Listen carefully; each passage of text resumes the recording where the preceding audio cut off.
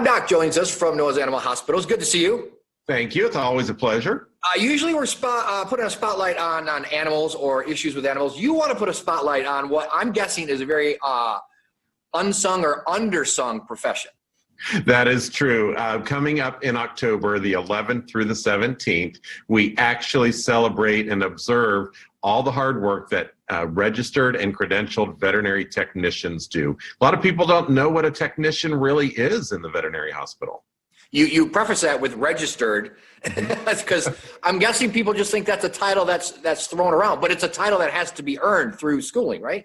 It really does. You have to go through a 2-year or 4-year AVMA accredited program. And I think there's 3 here in the state. I can't think of the third one, but Purdue, of course, has a veterinary nursing program. And then locally here in the central Indiana area, we have the International Business College Vet Tech Institute.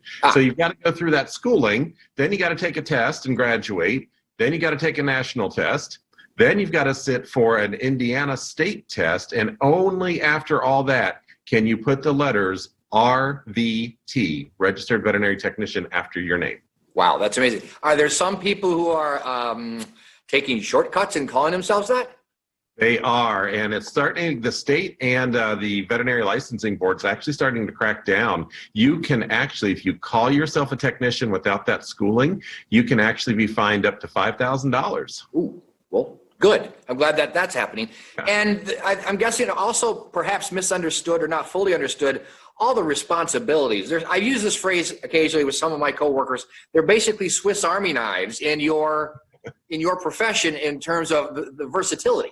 I love that. I may steal that and see if they appreciate that here. But, I think the easiest comparison is to think about what a human nurse does, but we really expand beyond that because the veterinary technician is not only providing nursing care for patients, they're taking the x-rays. So they're your radiology technician. They are your dental hygienist for your pet. They are pulling blood. So they're a phlebotomist. They are the surgical assistant. They are the anesthetist. They're the communicators. They talk about nutrition advocates, behavior, even grief counselors. So really, they are truly, I like that, a Swiss Army knife. Okay, you can have that. And it's not just going through the accreditation, because like veterinarians themselves, I'm assuming there's continuing ed, not just to be up to date with the state, but also because the medical field progresses.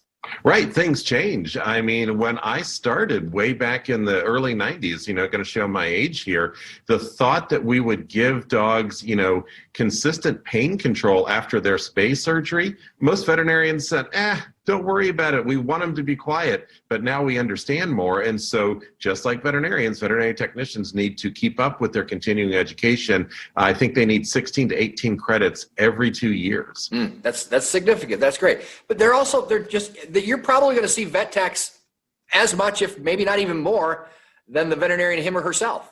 Right. Right now, with everything being kind of not necessarily locked down, but we're still doing a lot of car side, it's really often the veterinary technician coming out to the car to get that history, to ask those questions. Even when you are going in, it's usually the veterinary technician coming in first and saying, how's Fluffy doing? Have we had problems going up and downstairs? What are we feeding Fluffy at this point in time? So it's a lot of communication. And you're right. They can really make the doctor much more efficient. Where can we go to learn more, appreciate them more? Well, I think, I always have my blog up at nosehospitals.com, petpalstv.com. There's a great YouTube video that I think we're going to link in the story that actually I just, pat myself on the back a little bit here. It's a video I produced back in about 2012 for the Veterinary News Network. Really highlights and with some really nice pictures and video of what veterinary technicians do on a daily basis. Well, we heard the phrase a lot lately, frontline healthcare workers, definitely including these people. Right. At Noah's Animal Hospitals, all of our technicians as well as our front desk people have, we are essential t-shirts that they get to wear every Friday. They deserve to. I appreciate your time as always and appreciate you appreciating them. We'll do our best to do the same. Put the links on indystyle.tv. Thanks, Tracy.